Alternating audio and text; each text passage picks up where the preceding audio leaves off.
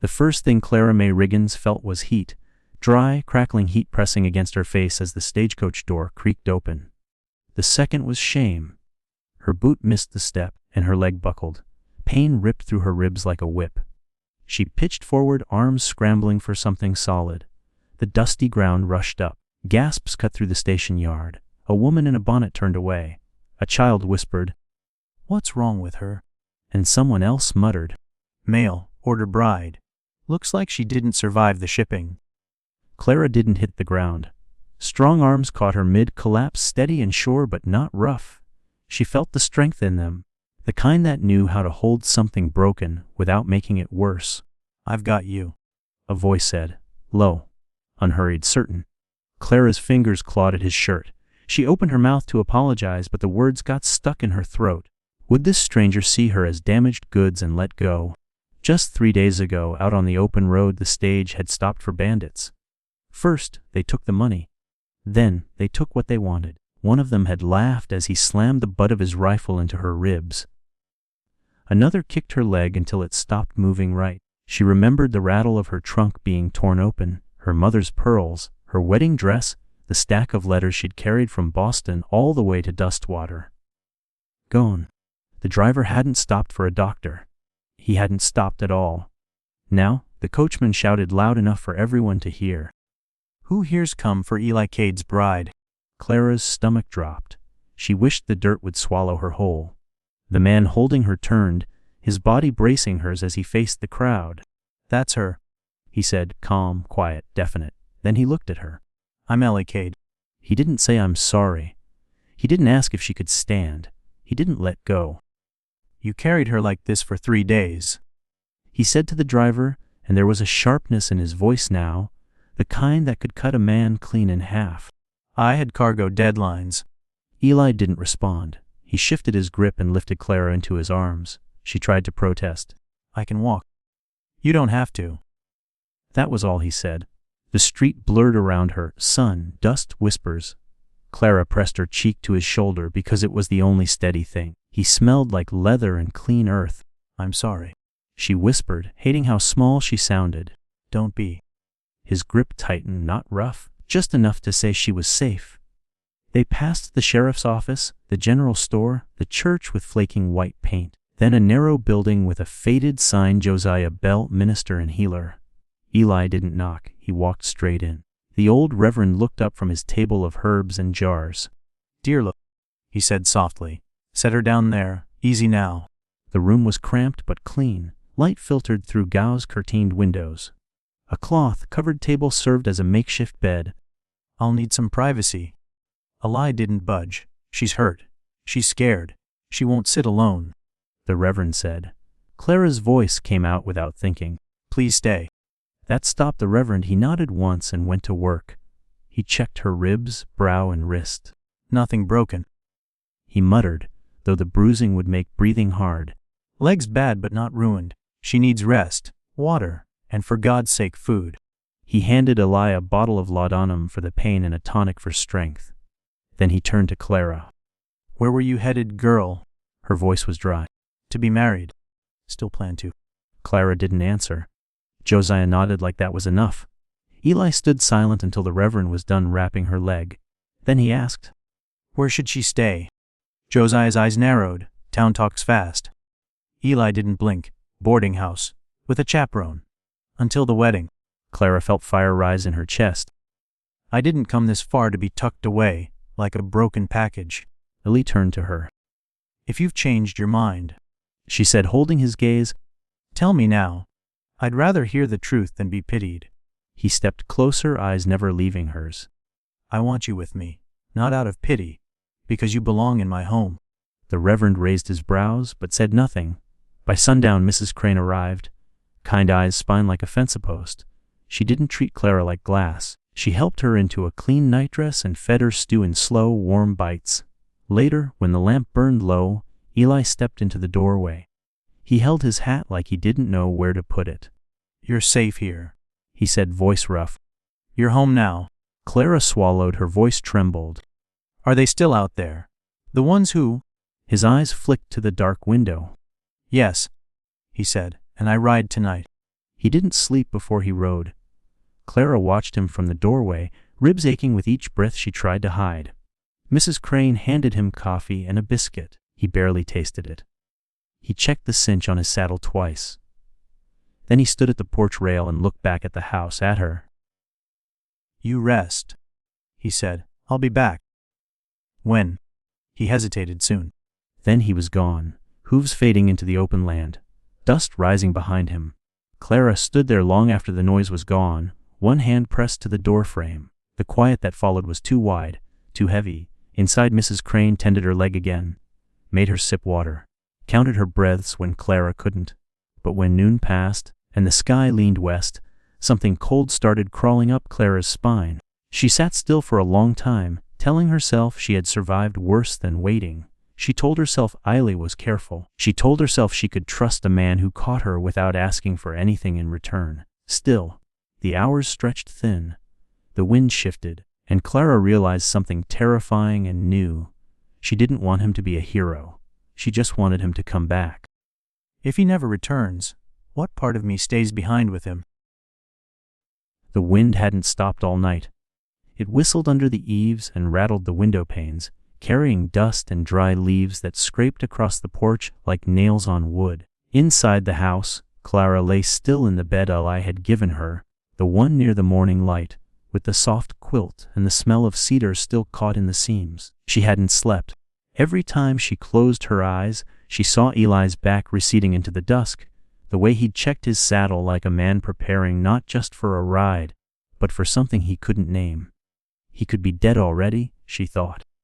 Mrs. Crane had stayed up with her part of the night, sitting in the rocker by the stove, knitting a square that had grown no larger than her hand. She didn't speak unless spoken to, but her presence was solid, like the walls of the house, quiet in there.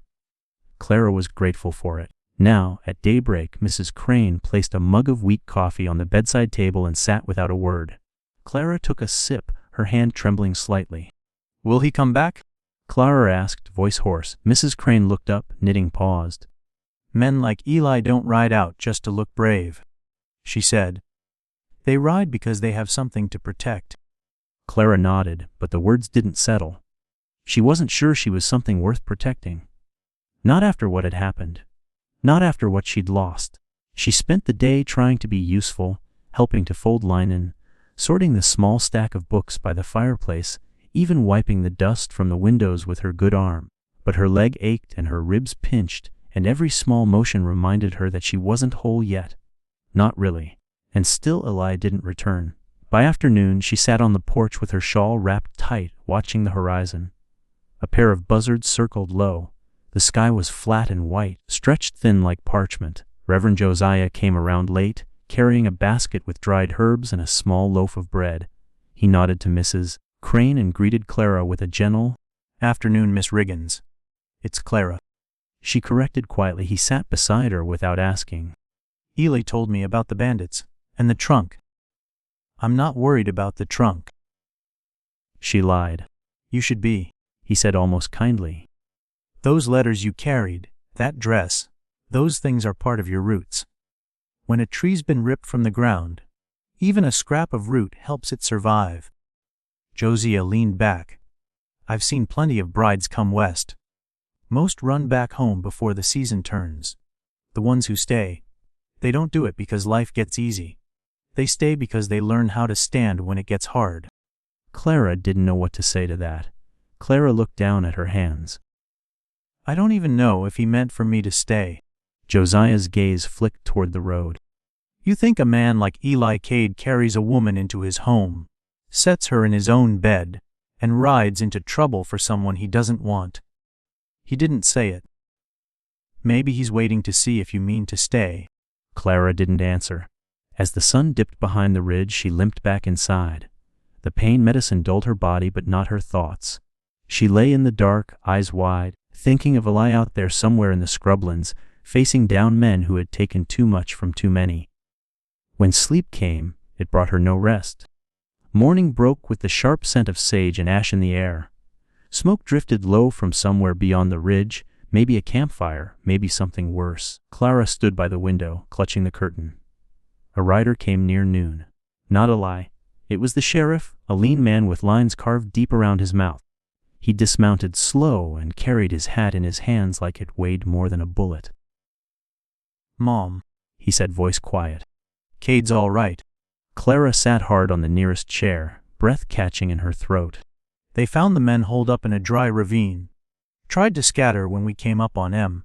One fired. Nobody got hit. We took all 4 in alive. And Eli did what he said he'd do. Held the line. Didn't flinch." Clara nodded, but her eyes stung. "We recovered some stolen goods," the sheriff added. "One of the trunks was yours, we figure. Still locked. We'll get it back to you. My mother's pearls," Clara whispered, "and the letters, my dress. I'll make sure they're looked for." He tipped his hat and rode off, leaving dust and silence in his place. Mrs. Crane helped Clara lie down, but she couldn't rest. The relief was almost worse than the fear. Shaky, raw, she had waited and he had come back. Not yet to the door, not yet to her arms, but he had made it through. When dusk fell, she was already standing at the porch rail, clutching it with both hands. Eli appeared through the haze like something imagined at first, broad-shouldered, dusty, walking slow. He didn't smile when he saw her. He just stopped in front of the steps and stared like he was trying to remember her face the way it was when he left. He waited. "Clara didn't hesitate. I said I would," he said. He climbed the steps in 2 strides. He didn't touch her at first, just stood there, looking. Then, gently, he took her hand. She let him. Inside, over stew and low light, he told her everything. The way the bandits had flinched when cornered, how one had laughed until the cuffs clamped shut. He didn't dress it up. He didn't tell war stories. His voice stayed even, but his jaw tightened near the end. When he finished, Clara reached for his hand again. He took it without hesitation. It was quiet after that, the kind of quiet that doesn't ask for more than what's already been said. Later, as he stood to leave, he hesitated. "You should get some sleep," he said. "You've earned it. So have you." He gave a soft chuckle. "Barnes calling." Before he stepped out, she said, "Ely, I didn't come here looking for a hero. I'm not one." She nodded once, then whispered, "But I don't want you riding off again without telling me why." He looked at her for a long time. "I won't," he said. Then he left, and the door closed behind him with a soft, final click. She lay in bed that night, awake but calm. The wind had stilled. The sky was clear. Her hand still remembered the shape of his. And for the first time since Boston, she didn't feel like a guest inside her own skin. He said he'd come back. But men make promises they don't always intend to keep. The days after Ely returned slipped into something close to stillness, though not quite peace.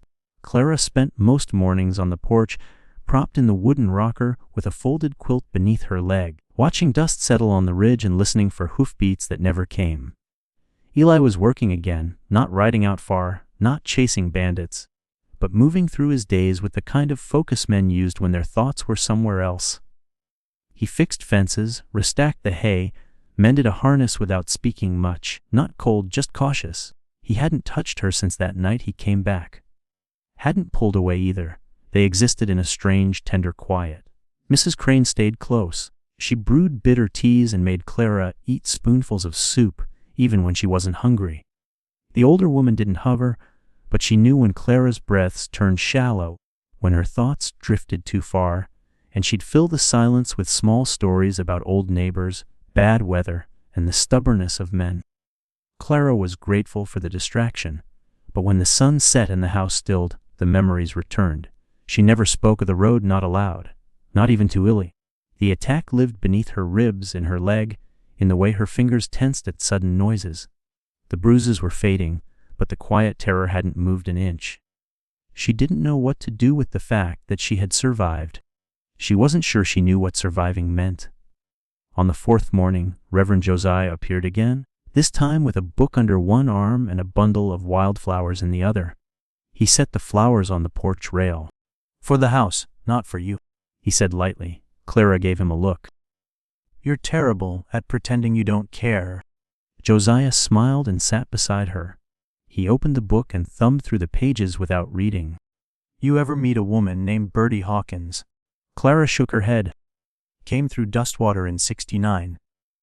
Husband died 2 days after they arrived, snakebite. Town pitied her for about 5 minutes. Next thing you know, she opened the first schoolhouse, wrote the fire brigade charter, and married a man 15 years younger just because she liked his laugh. Clara's eyebrows lifted. What's the point of that story? She didn't come west to be saved. She came west to start over. Clara stared out at the dirt road. Some of us don't get to choose the start. Josiah didn't argue, he let that sit. Your trunk's due in tomorrow, he said finally. Sheriff found it buried under some saddlebags. Took him half a day to break the lock. My letters. He said they were there. Tied up with a ribbon, if you can believe it. Josiah stood. We don't heal in silence, Clara May. Not really. You think we do, but the truth seeps through the cracks. Clara blinked fast and turned away. She didn't answer. She couldn't. That night, she dreamed of her mother's pearls floating in dust, tangled with blood, unreachable. She woke with a jolt, breath caught in her throat, and didn't sleep again. The next day, just after noon, a wagon rattled up the drive. Eli stepped out from the barn and stood motionless, watching. The sheriff climbed down, brushed the dirt from his sleeves, and lifted a battered trunk from the bed of the wagon. Clara stood on the porch, frozen, her hands clenched tight in her skirt. The trunk was dented, scratched, one hinge barely hung on, but it was hers. Eli carried it into the house himself, set it at the foot of her bed, and stepped back. He didn't open it. He gave her the space to choose. Clara sat slowly, hands trembling as she brushed the latch open. The lid groaned. The scent of paper and something faintly sweet, lavender or memory, rose up. Her dress was there, wrinkled but whole. Beneath it the blue ribbon still tied. She lifted the letters with both hands and held them to her chest. Her breath caught. A sound came out of her, not quite a sob, deeper, older than that. Eli didn't speak. He just placed a hand on her shoulder, steady and warm. She didn't need more. That night Clara didn't dream. For the first time in weeks, she slept without fighting sleep. The days that followed were gentler. The weather held warm into early fall. The ranch creaked with the slow work of preparation. Ropes checked. Fences reinforced, grain moved into storage. Clara watched Eli with new eyes. He wasn't a man who filled silence with noise or forced laughter to smooth the rough edges. He just showed up. Each morning, there he was with a clean shirt and quiet nod. Sometimes he left an apple on the kitchen table. Once a small tin of buttons, little things that said, "I see you. I'm still here." She began to write again. Not letters this time, just thoughts. Lists, questions, little truths on scraps of paper folded into the pages of her journal. When Eli found her poring over the ledger one afternoon, he looked amused. Didn't think numbers were much fun. They aren't, she said, but crooked columns bother me more. He chuckled and left her to it. She straightened out a month's worth of ranch accounts in under 2 hours. That evening he left a pencil on her plate before supper, said nothing, but he smiled when she picked it up. One morning, as the air began to shift toward cold, Clara sat by the creek behind the barn. She hadn't asked permission. She just wanted to see the water again. The wind tugged at her shawl. Her leg ached some. But the sound of the creek soothed her. Eli appeared behind her without warning. He didn't ask what she was doing. He just sat down beside her and handed her half an apple. "I didn't mean to be seen," she said. "You weren't hiding." Then he said, "My sister used to sit here." They sat in silence for a while. Clara looked over. She drowned in a spring flood. Water rose too fast. Took the whole bridge out. I rebuilt it, but it never looked right again. "I'm sorry." He nodded. "That desk I gave you. It was hers. She wrote poetry. Never let anyone read it." "I'll honor it," Clara said softly. "I know." They didn't speak after that, but something shifted. Later that evening, Clara sat at that desk and wrote not for herself, but for someone else. Not a letter, not a journal. Just a page titled "To the Women Who Come After." She didn't know what she'd do with it. But it felt like the start of something. Something hers. Crane brought in the mail the next day. A thin envelope with unfamiliar handwriting slid free. Clara opened it carefully. Inside, a letter from a women's newspaper in Kansas City. They had heard of her story through Josiah, no doubt. Would she consider writing something for their column about women of the frontier? Something honest. Clara read the letter twice, then a third time. She didn't answer right away. She waited until Ely came in from the barn and washed his hands at the basin. She held the letter out. He read it slow, then looked at her. Do you want to? She folded the letter and placed it on the table. Maybe. Eli nodded once, like that was more than enough. That night she wrote the first few lines. Not polished, not perfect, just true. And she signed it only Clara. As she blew out the lamp and climbed into bed, she felt something new settle in her chest. Not fear, not even hope, but the quiet confidence of someone who had found their voice again. If it's not him, I don't know what part of me will survive the night. The smell of rain hovered for days before it finally fell. Clara stood in the barn doorway, her shawl pulled tight over her shoulders, watching Ely work. He was bent at the knee, checking a loose saddle strap on the older gelding, quiet and focused like always. The sky above the ridgeline was bruised gray, thick with the weight of something waiting to break. Storm's dragging its heels, she said. Ely glanced over his shoulder, gave her a small nod. It'll come when it's ready. That was Eli Cade in a sentence. Clara leaned her weight on the post, legs still aching when the wind shifted. The pain came and went like a tide now. It didn't control her anymore, but it didn't ask permission either.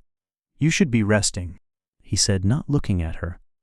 I am, she said, just not lying down. He didn't push further.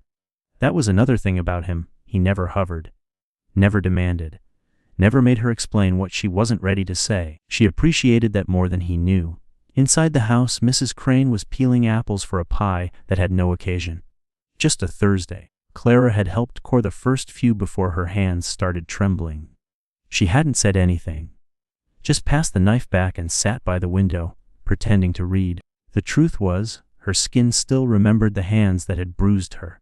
Sometimes even quiet gestures, the scrape of metal, the snap of leather, sent a shiver down her spine. But not Eli. He moved like someone who knew how to exist beside pain without needing to fix it.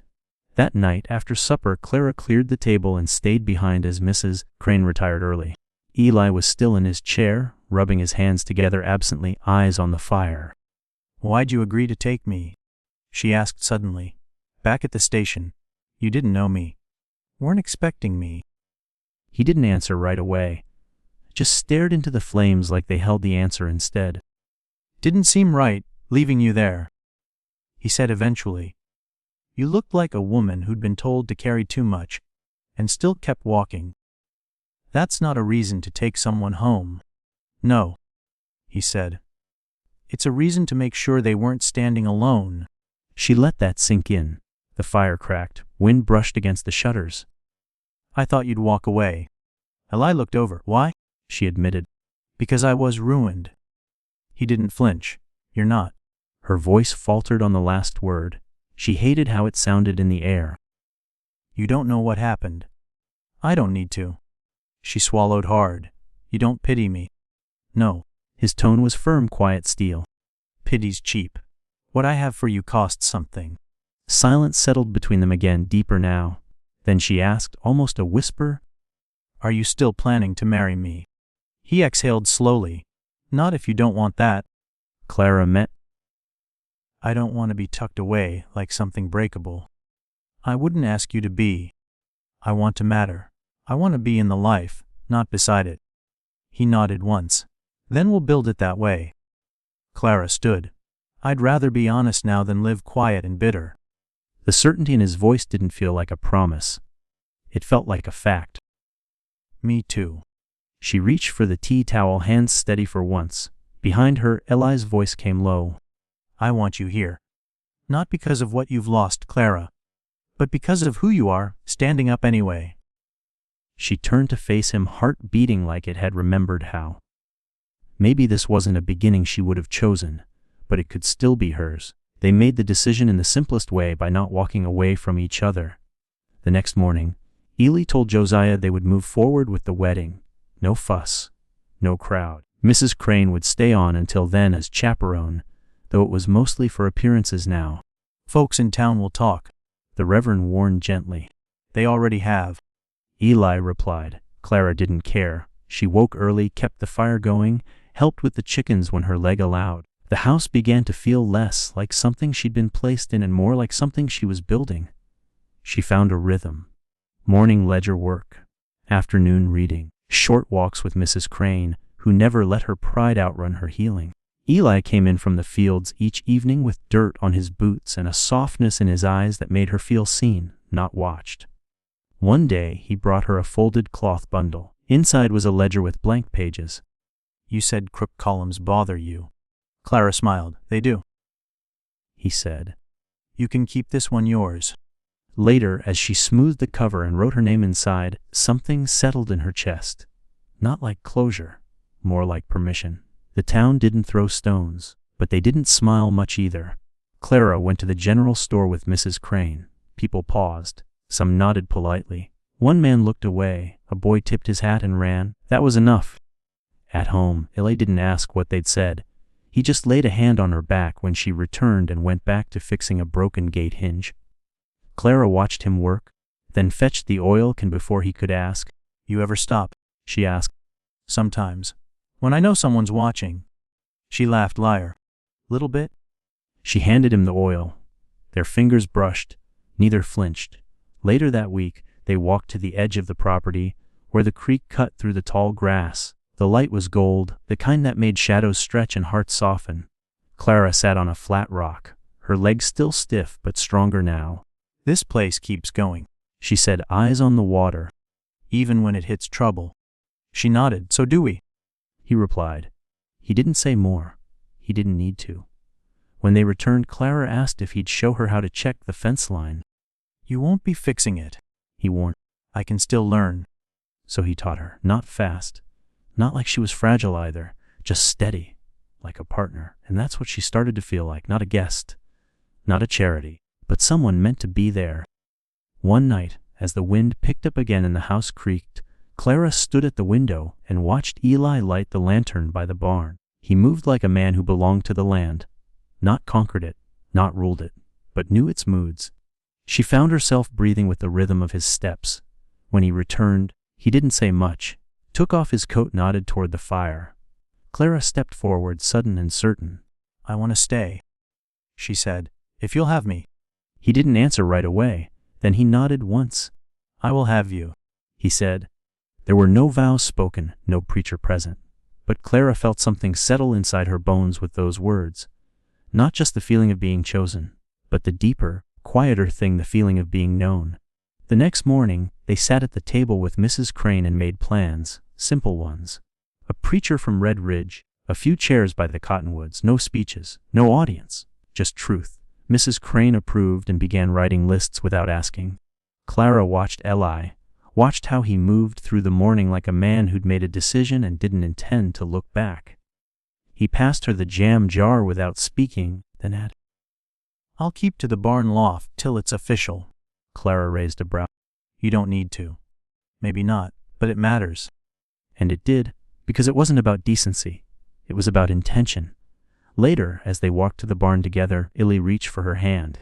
Clara let him, and as their fingers laced, she thought not of Boston, or the road, or the things she'd lost. She thought only of this. "I came west for a wedding, but maybe what I needed was a place to write things down and not feel ashamed." The first hard frost came overnight, blanketing the pasture in silver by morning. Clara stood at the kitchen window, wrapped in her shawl, fingers curled around a tin mug. The steam rose slow, the kind that warned the day would be quiet and cold. Eli was already outside, feeding the horses. She could see him moving through the corral, coat open, breath visible, hands bare. He didn't wear gloves unless absolutely necessary, said they got in the way. "You'll lose a finger doing that," she murmured to herself, but part of her smiled. He'd take a bruise before he let discomfort slow him down. Behind her, Mrs. Crane stirred the porridge pot with the same calm rhythm she used for everything. "You're up early," she said. "Didn't sleep." "Nerves." Clara didn't answer right away.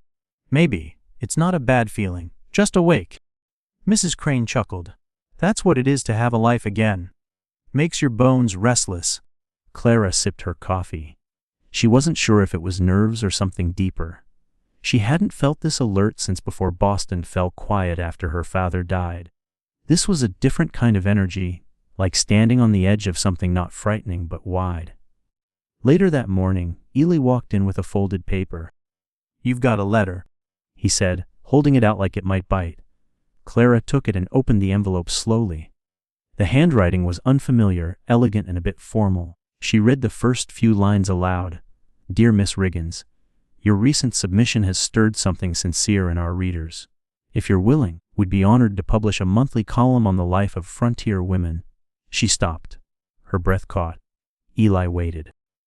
"Well?" he asked. "I wasn't sure they'd even read it." He tilted his head. "You're surprised they want more truth?" Clara gave a small laugh. "I didn't write to impress anyone. That's why it landed." She sat down at the table, letters spread in front of her like a map. "They want me to send another piece before the new year." "Will you?" Clara looked at him. "Do you think I should?"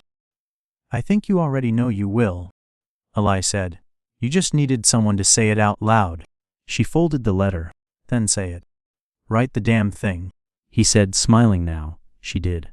That afternoon, while Eli worked on mending the south fence, Clara sat at the desk he'd given her and let the words come. She wrote about the silence after pain, about how healing isn't a sunrise.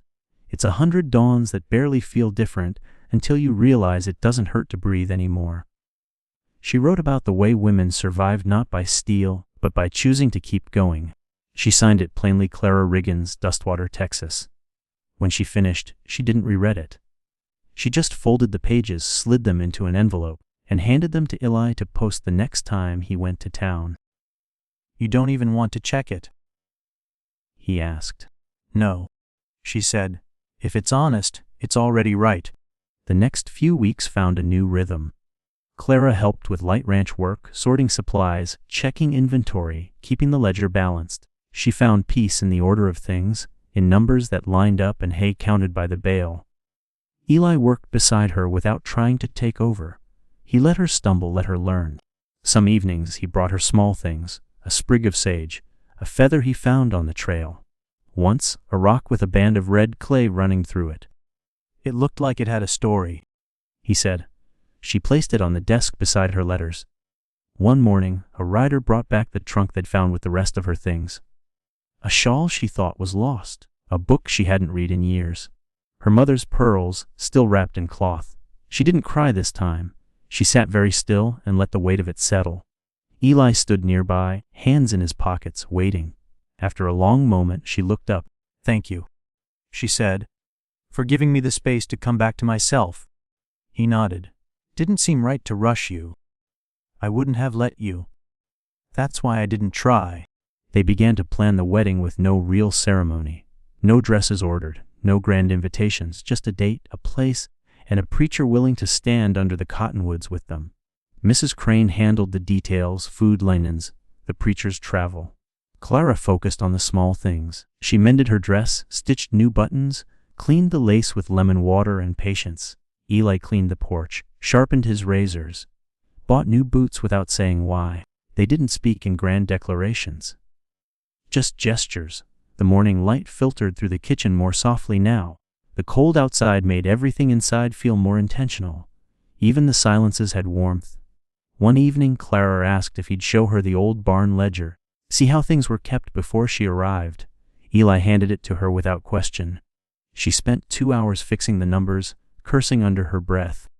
"You think my math's a crime?" he asked, amused. "I think you were robbing yourself without knowing it," she said, smirking.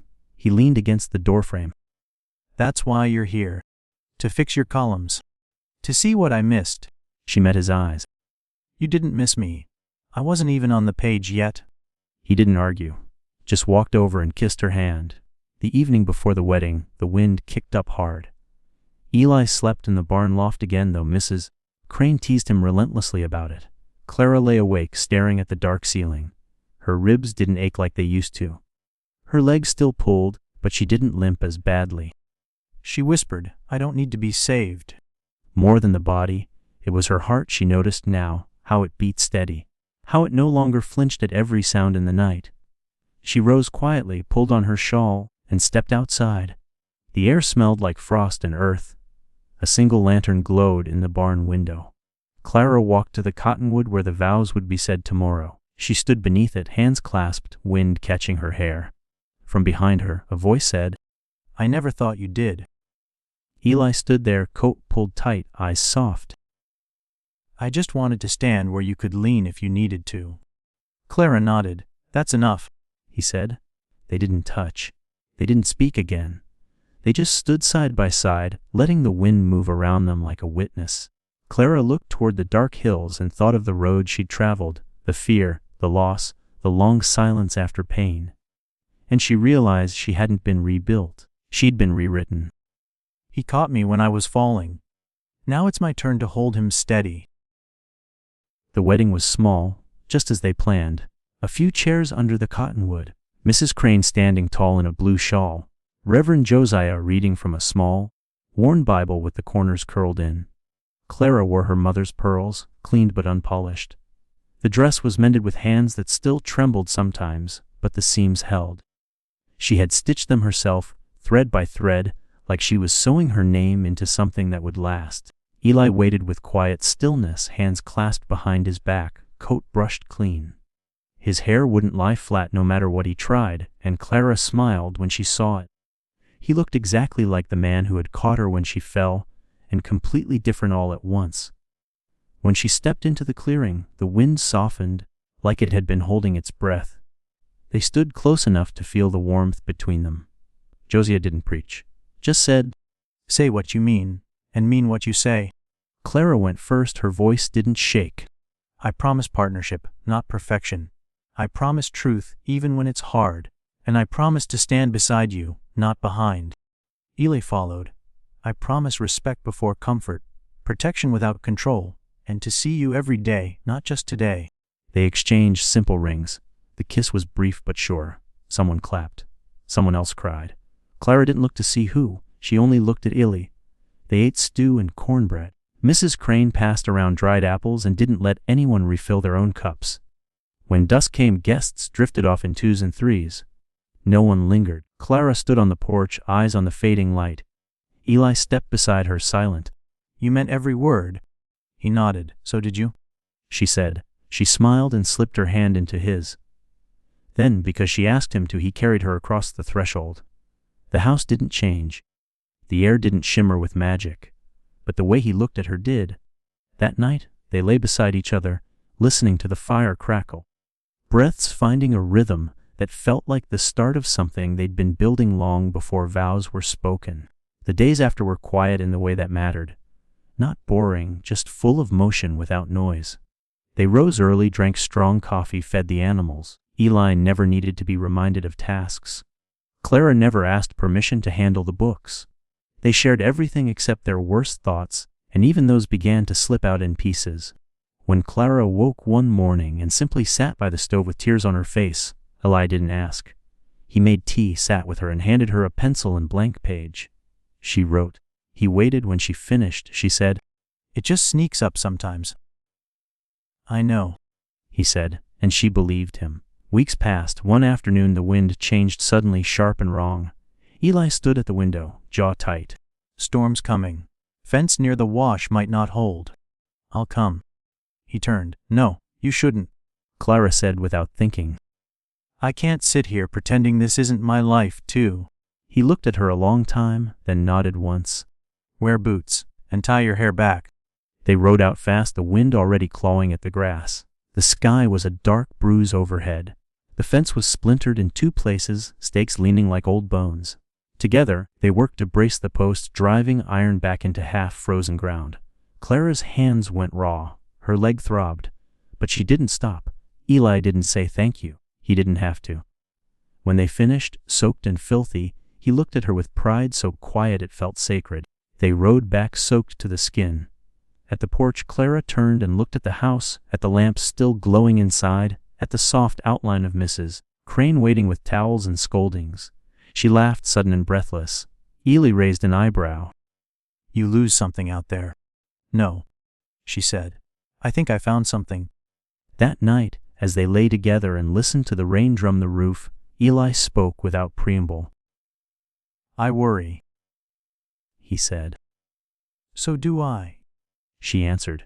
They didn't promise not to, they only promised to speak it. The next day, as the sun pushed through the fog, Clara moved slower. Her body ached from the storm, but her heart was light. They walked the pasture together, naming the new calves, making a list of repairs. Her hand rested on Eli's arm as they moved. Later at the creek, she stood barefoot on the rock they'd first sat on.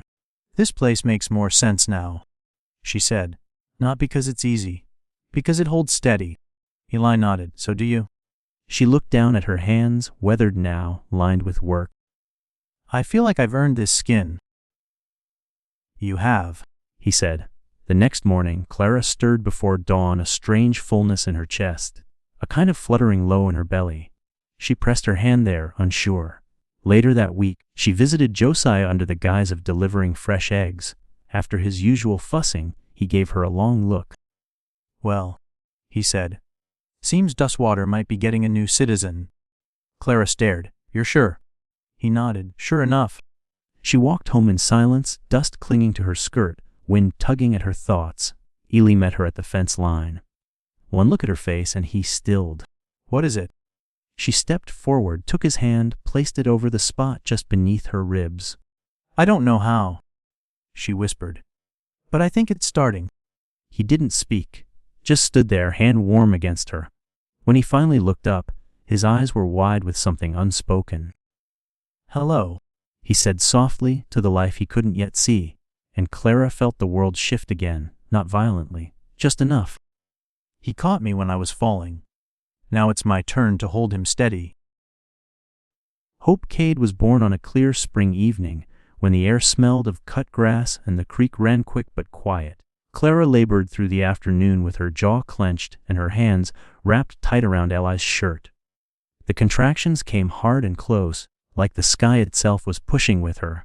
Mrs. Crane boiled water, barked orders, and kept Clara breathing when she thought she couldn't. Eli didn't leave the room. He paced, prayed silently, and stood close without crowding her.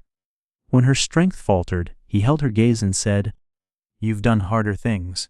When she cursed, he held his tongue. When she wept, he wiped her brow. And when the cry finally came, sharp, alive, real, he sank to the floor and laughed with tears in his eyes. A girl. 10 fingers, strong lungs, wide eyes that blinked slowly in the lantern light. They named her Hope not just for what they wished for her, but for what she already was. Eli held her like something sacred. Clara watched him from the bed, exhausted, aching, and full in ways she hadn't known she could still feel. Mrs. Crane stayed the night, sitting in the rocker by the crib, knitting by lamplight and humming old hymns under her breath. That first night was a blur of half-sleep and small sounds. The creak of the floorboards, the whisper of the wind against the walls, the soft breaths of something new beginning. Hope didn't sleep long, but neither did they. And somehow they didn't mind. The next weeks passed in pieces. The house changed with the baby, smaller somehow, filled with new rhythms, feedings, rocking, short bursts of rest and longer stretches of learning. Clara rested when she could, learning not to apologize for needing time. Eli walked the floor at night with Hope cradled against his chest, humming off key and speaking softly about the cows in the wind and what fences still needed fixing. Neighbors came by with stew-bread advice. Most stayed a minute, unsure how to be helpful without being in the way. Some asked after Hope, some asked after Clara. A few just watched Eli and nodded like they'd been waiting to see what kind of man he'd become. He didn't change. He just softened in the right places. Clara wrote less but lived more. Her hands were usually full of the baby or laundry or porridge. But when she could, she still picked up a pencil and wrote short letters, notes to the editor, answers to other women who sent questions with trembling hope in the margins. Most started with, "How did you know you could stay?" Clara always answered the same, "I didn't. But I stayed anyway, and I found out." She didn't try to sound wise, she didn't give advice. She just told the truth and let the truth do what it needed. One afternoon in early summer, a wagon creaked up the path. Clara stood on the porch, Hope in her arms, as a young woman stepped down alone, dusty hands shaking. Her face was drawn. Her coat didn't fit right. She didn't meet Clara's eyes. But Clara recognized the weight in her shoulders. She handed Hope to Mrs. Crane and walked down the steps before she had time to think. "You thirsty?" The woman nodded. Yes, ma'am. She asked gently. Inside, Clara poured water into a chipped mug, sat her down at the table, and let her breathe. Eli stepped in, saw them, and said nothing. He only placed his hat on the hook and waited. The woman, name was Rachel, had come from 3 counties over. Said little about her past, but enough to know she'd left it behind with bruises on her arms and silence in her throat. Clara didn't ask what happened. She just asked if she wanted to stay the night. Rachel stayed a week, helped in the kitchen, slept in the spare room, watched Hope with wide, aching eyes. Slowly, she began to laugh again, soft at first, then louder. When she finally rode out with a family heading north, Clara placed a small wrapped bundle in her satchel, biscuits, thread, and a letter. To the woman who's still standing, you are not alone. After Rachel left, Clara stood on the porch, Hope sleeping in her sling. Eli joined her, his hand finding hers. She looked like you. Clara nodded. I think a lot of women do. He said. The wind moved slow across the grass. You think she'll be all right? I think she's already starting to be. Eli didn't answer, just looked out across the land, jaw set like always. Clara leaned into his side. She doesn't know it yet, she said, but she just stepped into her beginning. That night, as Eli rocked Hope by the fire, Clara pulled out a fresh page. She didn't write to the editor this time. She wrote to herself. She wrote about storms and birth and the quiet power of being asked nothing and given everything. She wrote, I thought survival was enough. I didn't know I could have more. I didn't know I was allowed. She signed it with her full name, Clara Riggins Cade. Then she folded it and placed it in the drawer with the rest of her pages. Hope stirred. Clara crossed the room and laid a hand on her daughter's chest. The baby sighed and stilled. Outside, the wind bent the grass but didn't break it. And for the first time, Clara didn't feel like she was balancing her life on a wire. She felt planted, soft, still growing. She doesn't know it yet, but she just stepped into her beginning. Autumn came slow and golden, like it had no place else to be.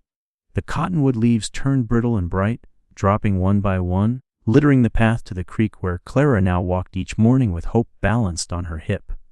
The baby was almost walking, strong-legged and wild-eyed, always reaching for something just out of grasp.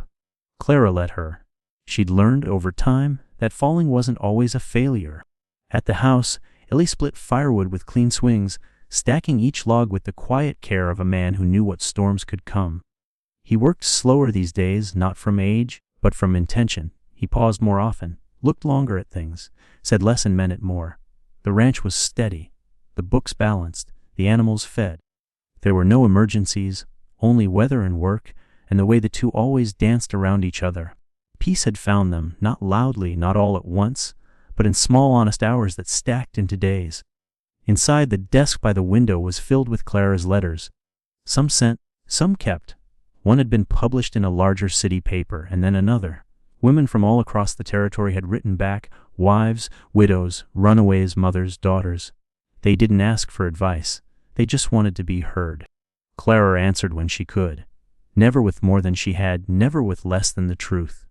One crisp morning, after Eli had ridden out to check the southern pasture, Clara stood at the window with Hope on her hip. The girl babbled to herself, fingers gripping the frame. Across the horizon, the land stretched wide and brown, dotted with fences she now knew how to mend and animals she could name by sight. It had stopped feeling foreign a long time ago. She kissed Hope's cheek, then reached for a blank page. She wrote, a home isn't a place you find. It's a place you build, choice by choice, one quiet act of courage at a time. She paused, then underlined the word build. Outside, Eli returned. She could tell by the rhythm of his ride, the sound of hooves she'd learned to know in her bones. He stepped inside, boots dusty, smile slow. Fence is good, he said. Wind tried, but it held. Clara grinned. That sounds familiar. He walked over, brushed a leaf from Hope's curls, then looked at Clara. Want to take her to the creek? She nodded. Yeah, I do. He asked. They went together, the three of them, Hope's fingers wrapped around one of each of theirs. At the creek, the water moved slow, steady, sure. The same as it always had. Clara looked at Eli, saw in his eyes the man who had once caught her and never claimed to save her. The man who had built a life not for her, but with her. She turned to Hope, who was trying to chase a butterfly and falling with giggles. This is where we are. Clara whispered. Ely reached for her hand. You're home, he said, same as he always did. But this time Clara didn't just believe him. She felt it in the quiet of her chest, in the steady grip of her daughter's hand, in the sky overhead that no longer felt too big. She squeezed his fingers. I know, she said, we made it. And the wind moved past them, not to knock them down, not to carry them away, just to remind them they were still standing. Still growing, still here, and always, always choosing.